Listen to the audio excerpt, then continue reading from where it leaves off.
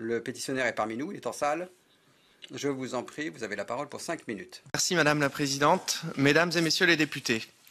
En février 2022, vous avez accordé à 24 signataires l'ouverture de la pétition que nous discutons aujourd'hui.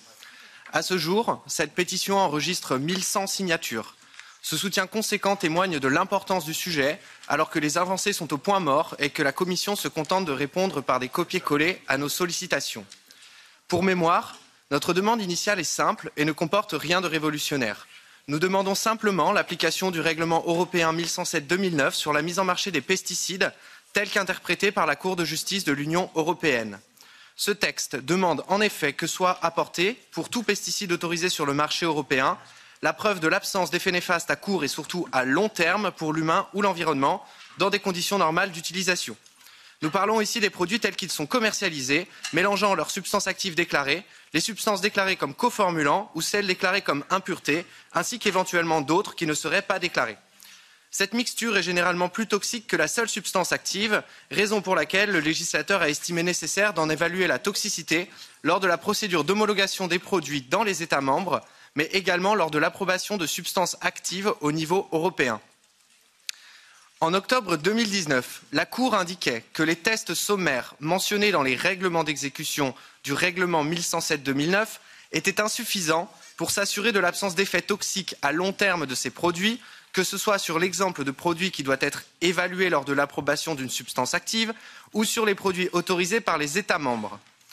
Elle indiquait également qu'il était de la responsabilité des autorités sanitaires de se doter des outils scientifiques et techniques permettant l'évaluation des effets néfastes à long terme des pesticides. Nous dénoncions déjà, lors de notre audition de février 2022, le fait que les sollicitations de 119 parlementaires formulées dans un courrier envoyé l'année précédente n'aient pas permis de rassurer sur l'existence de tels outils. Les échanges qui ont suivi, que ce soit dans le cadre de cette pétition ou ailleurs, n'ont fait que renforcer notre conviction que cette évaluation des effets à long terme des pesticides n'existe pas. La Commission française déontologie et alerte en santé publique et environnement affirmait que, pour 2 pesticides autorisés en France, je cite, la connaissance des risques associés n'est pas à la hauteur des exigences du législateur européen. Presque au même moment, Bernard Hurle, le directeur de l'EFSA, reconnaissait en commission Envie que son agence ne disposait pas de méthode pour évaluer les effets résultant de l'interaction entre les différents composés des pesticides, au cœur du problème que nous dénonçons. Les échanges avec la Commission européenne et les autorités françaises réalisés dans le cadre de cette pétition ont systématiquement abouti à la même réponse. Ces autorités estiment que les règlements d'exécution suffisent à répondre aux exigences du règlement 1107/2009. Elles estiment cela contre le jugement de la Cour de justice de l'Union européenne et contre le consensus scientifique démontrant l'existence d'effets néfastes des pesticides, cela sans jamais apporter d'argumentaire convaincant. Pire, elles se contredisent elles-mêmes. Si les pratiques actuelles d'évaluation des produits répondent aux exigences réglementaires, pourquoi la Commission a-t-elle mis en place des ateliers tout au long de 2023 avec l'ensemble des États membres pour tenter de mettre sur pied une méthodologie d'évaluation des effets à long terme des pesticides? Alors évidemment, nous, pétitionnaires, nous réjouissons de l'existence d'un travail à ce sujet. Mais nous ne pouvons que regretter que nos propositions aient été ignorées. Nous ne pouvons également que regretter que la Commission ait récemment affirmé à des parlementaires français qu'elle estimait, je cite, ne pas voir pour le moment le besoin de changements réglementaires à la suite de ces travaux. Pas de changement des règlements d'exécution, pas de production de lignes directrices, à peine quelques vagues promesses concernant une hypothétique amélioration de la connaissance de la toxicité des molécules déclarées comme coformulants, quand c'est la production et la mise en œuvre d'une méthodologie claire que réclament le droit et la science.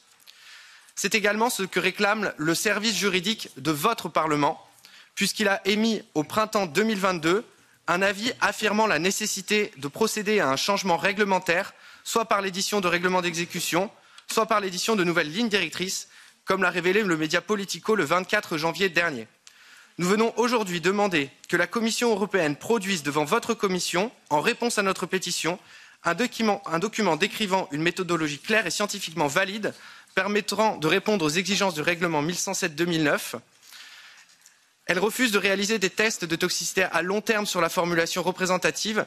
Très bien, mais alors qu'a-t-elle à proposer pour répondre aux exigences du règlement et protéger les citoyennes et citoyens européens vis-à-vis des dangers représentés par les pesticides, dont les agriculteurs et les agricultrices qui ont fait entendre leur voix à travers tout le continent lors des dernières semaines sont les premiers à souffrir des maladies qu'ils provoquent.